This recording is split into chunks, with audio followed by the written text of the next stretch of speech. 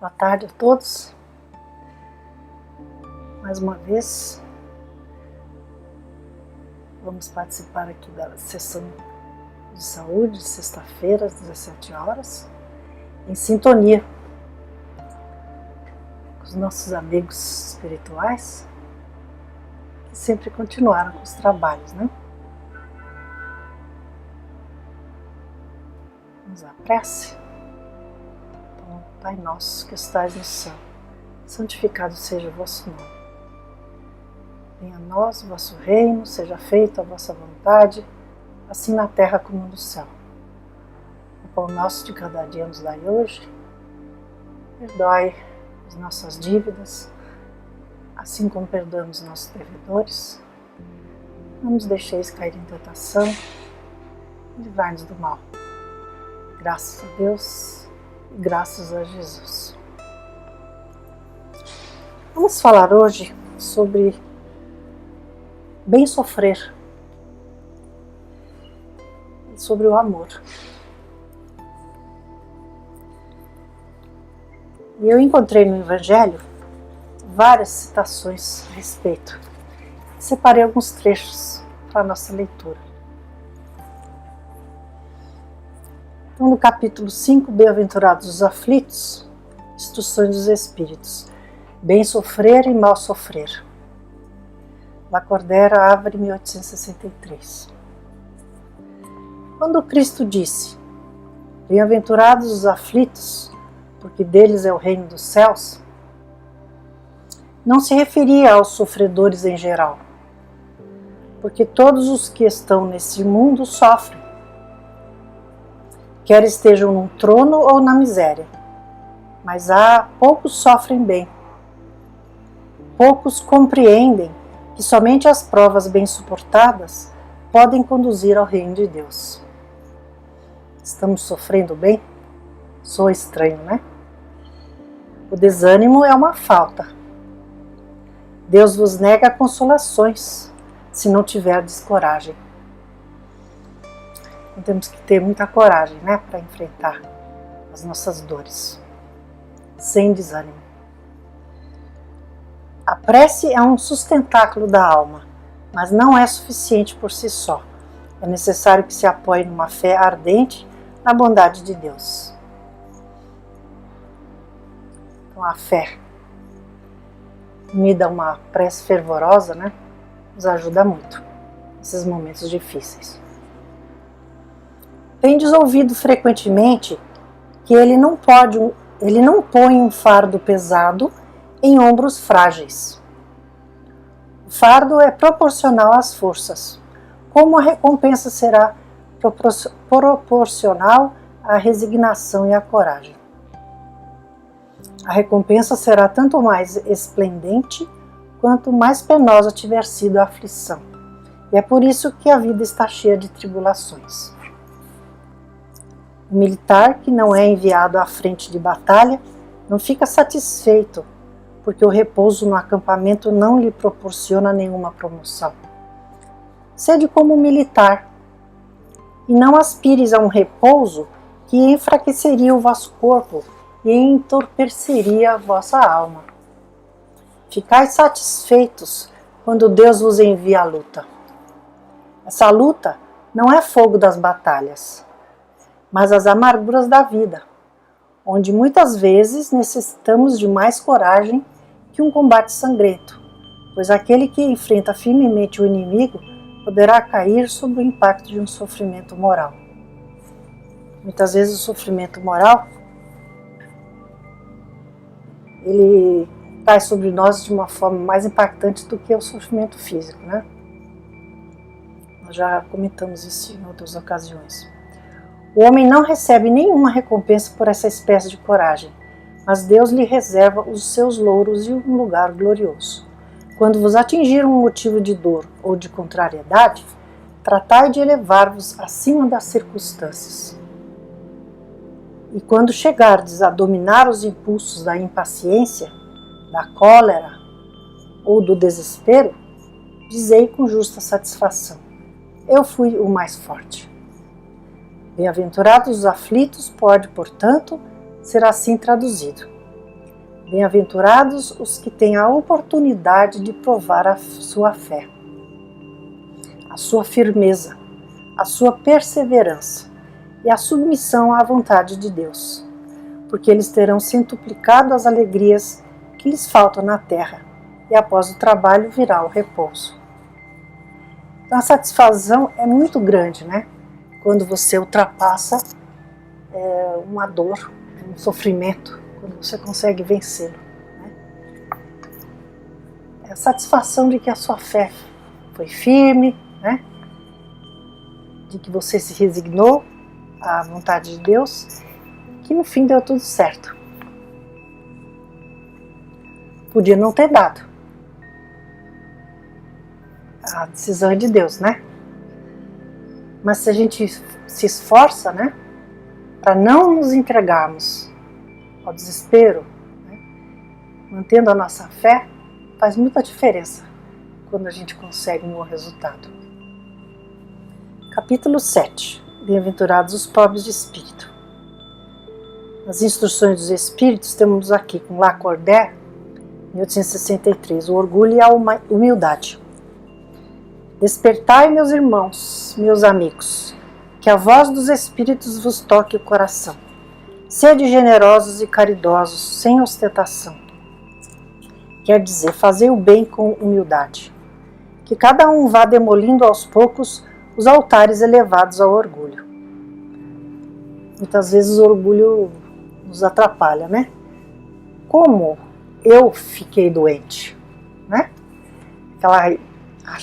O orgulhoso acha que ele está acima, né, de qualquer problema. Não é verdade. Essa doença veio que está por aí, né, veio nos igualar, né? Numa palavra, sede verdadeiros cristãos e atingireis o reino da verdade. Não duvideis mais da bondade de Deus, agora que Ele vos envia tantas provas. Viemos preparar o caminho para o cumprimento das profecias. Quando o Senhor vos der uma manifestação mais esplendente da sua clemência, que o enviado celeste vos encontre reunidos numa grande família, que os vossos corações brandos e humildes sejam dignos de receber a palavra divina que ele vos trará.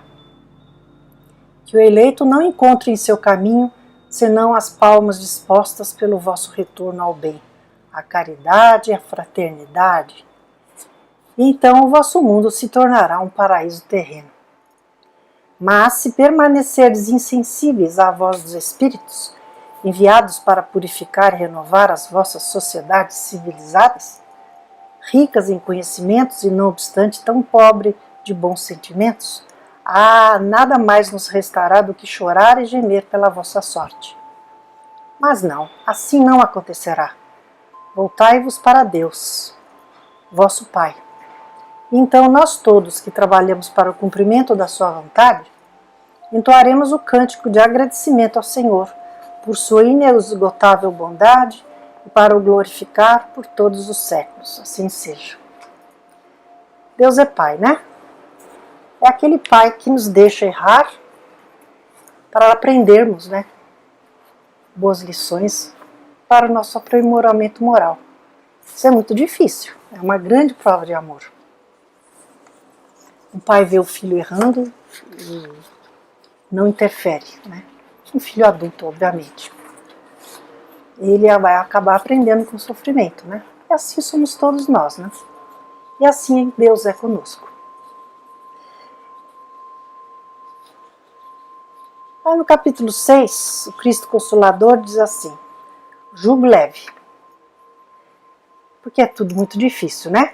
A leitura é muito clara, mas nós ainda nos deixamos abater pelo sofrimento, né? E o Consolador então vem para nos falar do jugo leve.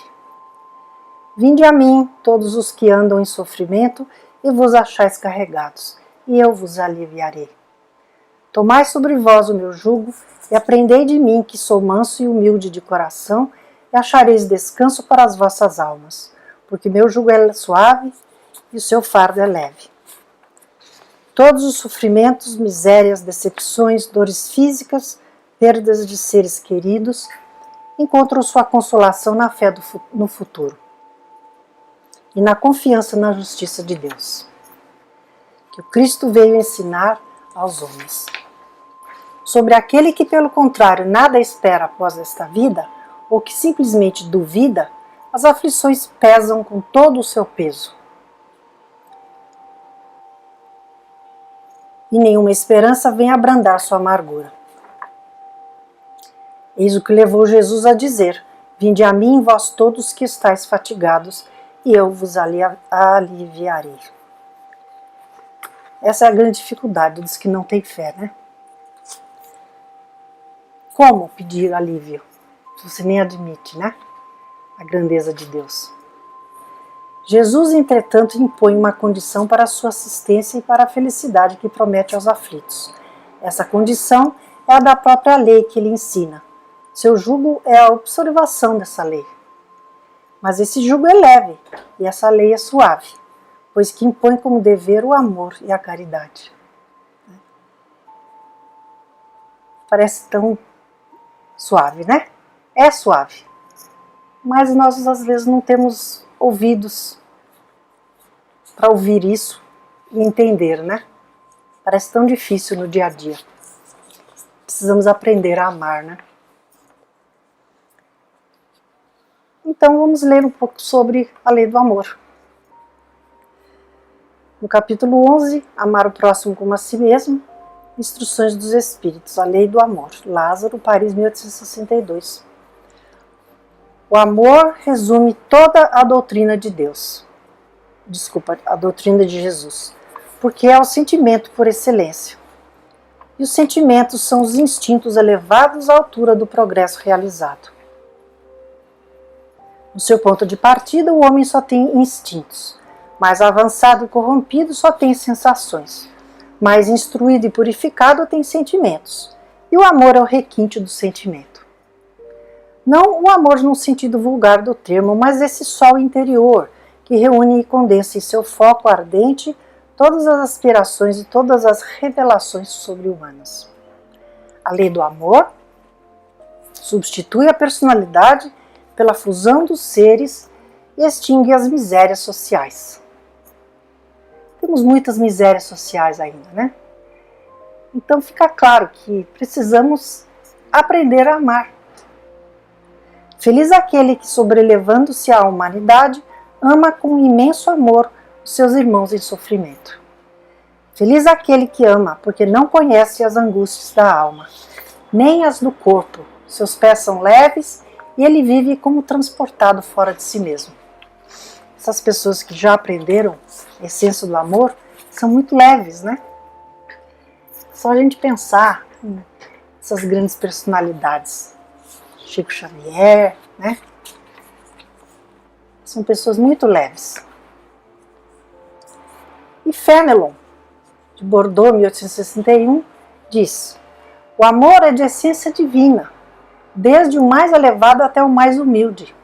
Todos vós possuis no fundo do coração a centelha desse fogo sagrado. É um fato que tendes podido constatar muitas vezes.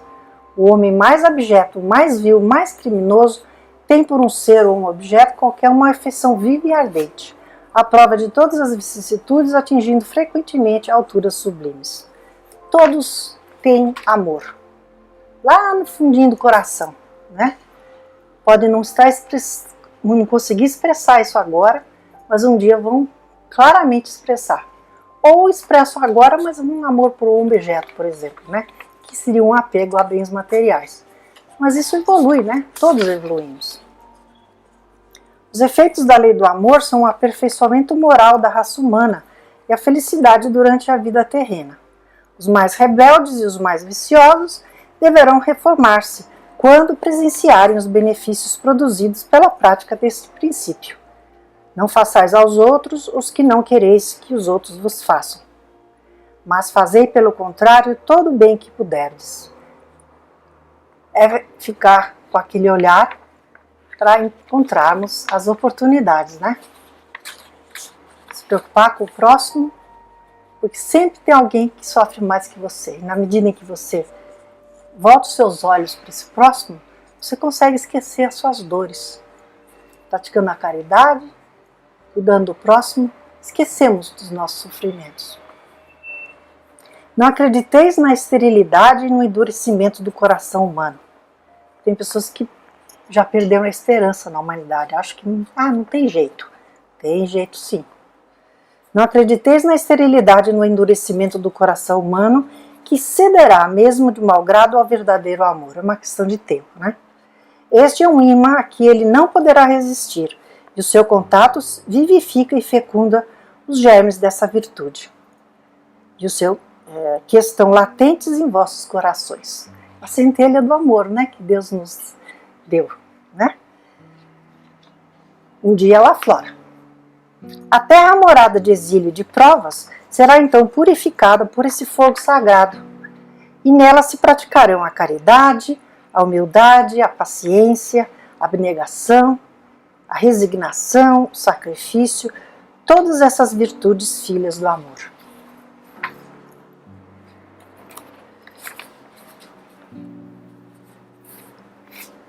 Então, o caminho é o amor, né? E precisamos realmente aprender, né? Como o sofrimento é uma coisa bem fazer para nós. Eu vou ler aqui em seguida o conteúdo de uma entrevista que foi feita por Elias Barbosa, em que o entrevistado foi Francisco Cândido Xavier.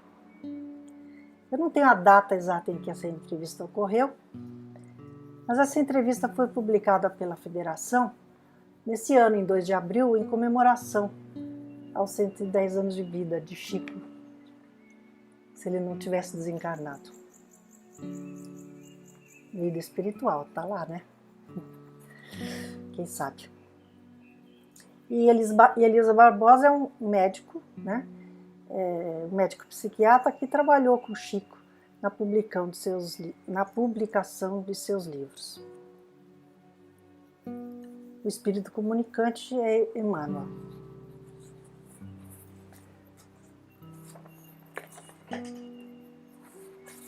E o assunto é exatamente sobre o sofrimento.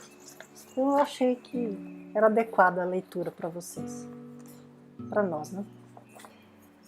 Chico, pergunta Elias Barbosa, entendemos que o nosso diálogo está longo, mas pode dizer-nos o que pensa Emmanuel quanto ao problema de doenças e obsessões?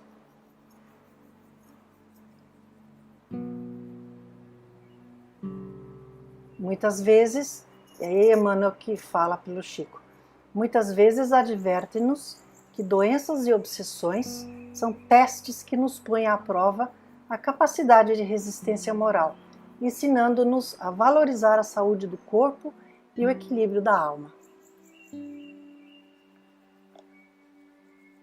O entrevistador, desejará você contar-nos alguma coisa de sua experiência ao contato de Emmanuel com respeito à atitude que devemos assumir perante as nossas próprias doenças?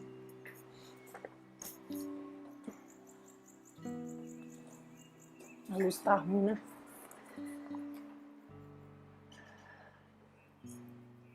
E vem a resposta. Nosso amigo espiritual, é o Chico falando, né? Nosso amigo espiritual é de opinião que precisamos guardar calma e paciência perante quaisquer enfermidades de que sejamos acometidos, procurando ao mesmo tempo atenuá-las ou afastá-las para o tratamento adequado. A esse respeito, narrarei um dos primeiros diálogos que tive com ele. Emmanuel, em 1931. Achava-me sob o domínio da doença complexa que trago até hoje em meu olho esquerdo, quando o nosso mentor espiritual me apareceu pela primeira vez.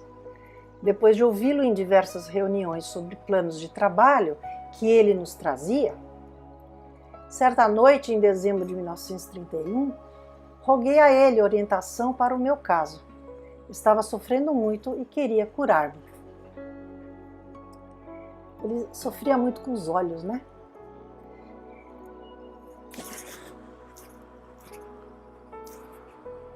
E Emmanuel disse, então o Chico está falando que Emmanuel disse para ele. Tenha serenidade, falou ele bondosamente. Você está sob o cuidado de benfeitores espirituais. e sob a assistência de médicos atenciosos e amigos. Chico pergunta: então devo prosseguir sob a orientação da medicina? Perguntei. E o Emmanuel fala: sim, como não? A medicina está no mundo em nome da divina providência. Se Deus não quisesse que os médicos trabalhassem, Ele não os teria criado, né? Não faz sentido não nos utilizarmos dos médicos. E o Chico: quer dizer que é preciso tratar-me? E Emmanuel fala: com o máximo cuidado. O corpo é comparável à enxada e o espírito reencarnado lembra o lavrador. Todo o zelo do lavrador é necessário para conservar a enxada em condições de trabalhar com acerto e segurança. E o Chico: o senhor quer dizer que, embora eu seja médium e veja o senhor ao meu lado com tanta bondade e cultura, não posso esperar a intervenção do plano espiritual em meu benefício para curar-me? Você vê, até o Chico, né, queria milagres, que é o que muitas vezes queremos, né?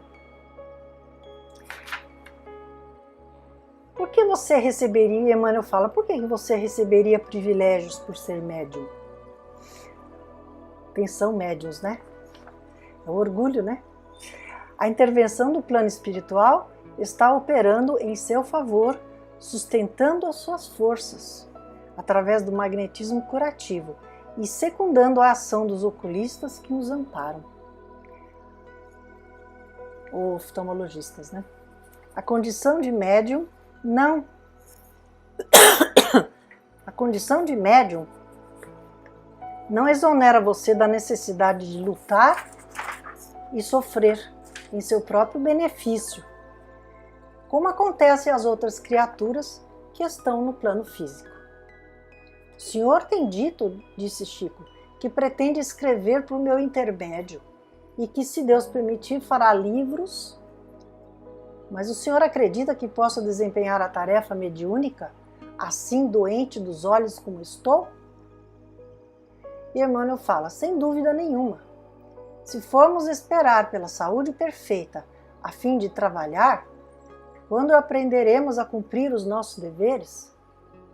Muitas vezes a gente fala: não estou pronta, né? Estamos sempre prontos, eles providenciam o que falta, né? Se você estivesse na Terra com todas as facilidades em mãos, no estado de evolução deficitária em que ainda nos achamos, talvez as dificuldades no serviço espiritual para você fossem muito maiores. Naquela história, né? Se a nossa vida já tivesse resolvida, quem nos diz que nós não estaríamos no trabalho espiritual, né? É muito sábio, né? Então, como é que o Senhor considera a doença dos olhos, no meu caso, quando tanto preciso de me esforçar para a tarefa em início? E Emmanuel fala: observamos a sua enfermidade como sendo um abençoado apoio que o Senhor concedeu caridosamente a você para que venhamos a caminhar com menos riscos e perigos em sua atual romagem na Terra. Confie no Senhor, pois sua doença é arrimo que Ele enviou em seu auxílio. Muitas vezes essas dificuldades que temos são necessárias para nós, né? Nos fixarmos no trabalho, né? No que é o caso mesmo do Chico, né? Se ele não tivesse todos os problemas que ele teve de saúde, quem nos disse que ele estaria naquele trabalho, né? É aquela história, né? A gente vai para o centro quando está com problema, mas quando está tudo bem, ninguém aparece, né? De uma forma geral, é assim que é a humanidade, né? E o Chico fala, ao ouvir essas últimas palavras, então o Chico está contando para o entrevistador. Eu perguntei alegremente: então Jesus vai curar-me? Ele ainda não tinha entendido. E Emmanuel fala, o Chico fala para o entrevistador: Emmanuel me fitou com bondade e mandou que eu abrisse o Evangelho segundo o Espiritismo, no capítulo 6, intitulado O Cristo Consolador. Aquela atitude de professor, né? Ele percebeu que o Chico não tinha entendido ainda que não é uma questão de milagre, né? Mas com toda a paciência, né? Ele olha para o Chico com carinho e fala para ele abrir o livro no capítulo Cristo Consolador e recomendou que eu começasse a leitura do texto. Então comecei a ler em voz alta as palavras do Cristo. Vinde a mim, todos vós que estáis aflitos e sobrecarregados, que eu vos aliviarei. Quando atingi a palavra aliviarei, nosso amigo espiritual sustou a leitura e disse-me: compreendeu bem? Jesus não nos promete curar-nos. Isto é, retirar-nos da bênção das obrigações que nos cabe cumprir. Precisamos das provas, né? Para nos melhorarmos moralmente.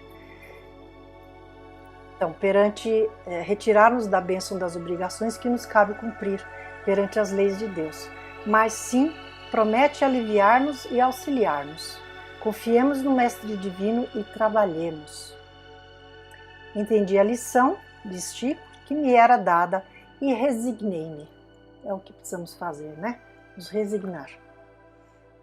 Hoje, depois de transcorridos 36 anos sobre este diálogo, agradeço ao Senhor a bendita doença que carrega nos olhos, sempre tratada por médicos amigos e por amigos espirituais, pois ela tem sido em todo esse tempo um agente providencial, induzindo-me à reflexão e ensinando-me a respeitar o sofrimento dos outros. Quando a gente tem um sofrimento, a gente respeita mais o sofrimento dos outros, né? E como eu disse anteriormente, sempre haverá alguém que sofre mais, né? E nós temos que ter esse olhar, né? De ajudar o próximo. Então, para finalizar, já que teve até a menção sobre o Cristo Consolador, vamos ler então o que diz aqui. Espírito da Verdade, Bordeaux, 1861. Eu sou o grande médico das almas. Isso é do capítulo 6.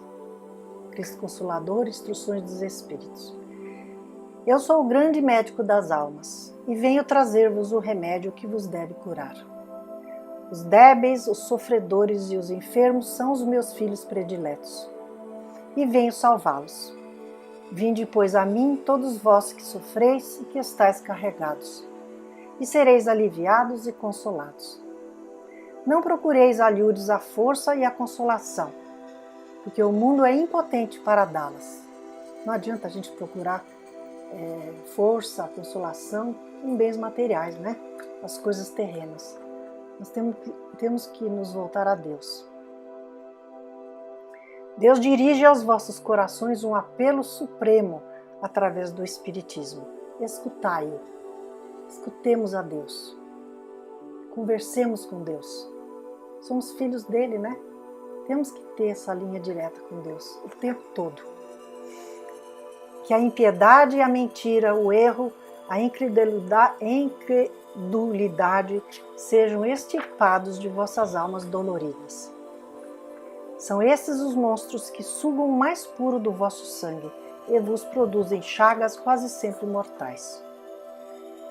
Que no futuro, humildes e submissos ao Criador, pratiqueis sua divina lei. Amai e orai. Temos que aprender a amar, temos que estar sempre fazendo a nossa prece, né? Aquela prece do coração, aquela prece íntima, em conexão com Deus. Sede dócil aos Espíritos do Senhor, invocai-o do fundo do coração. Então, ele vos enviará o seu Filho bem-amado, para vos instruir e vos dizer estas boas palavras. Jesus, eis-me aqui, venho a vós, porque me chamastes. Que lindo, né? Então esse é o caminho, né?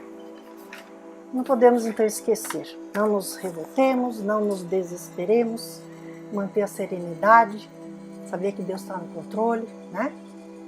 Que precisamos do sofrimento para moldar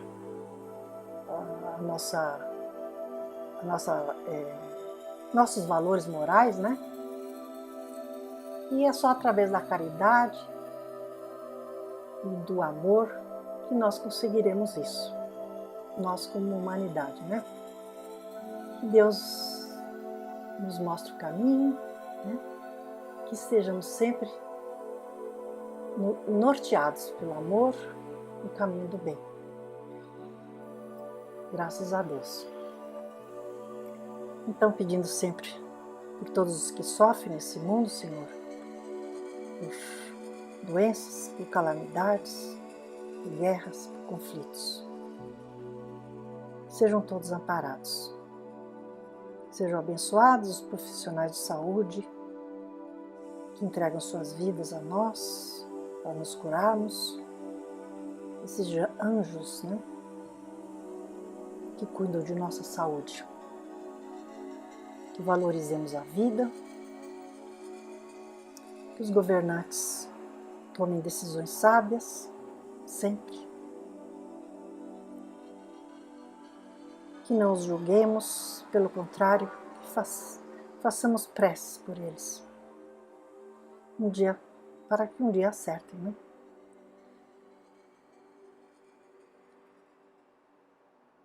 Que Deus nos ampare, nos proteja e que sejamos merecedores de tantas bênçãos. Pai nosso que estais no céu, santificado seja o vosso nome. Venha a nós o vosso reino, seja feita a vossa vontade, assim na terra como no céu. O pão nosso de cada dia nos dai hoje. Perdoai as nossas dívidas, Senhor, assim como perdoamos nossos devedores. Não nos deixeis cair em tentação e livrai-nos do mal. Graças a Deus e graças a Jesus. Obrigada. Até semana que vem.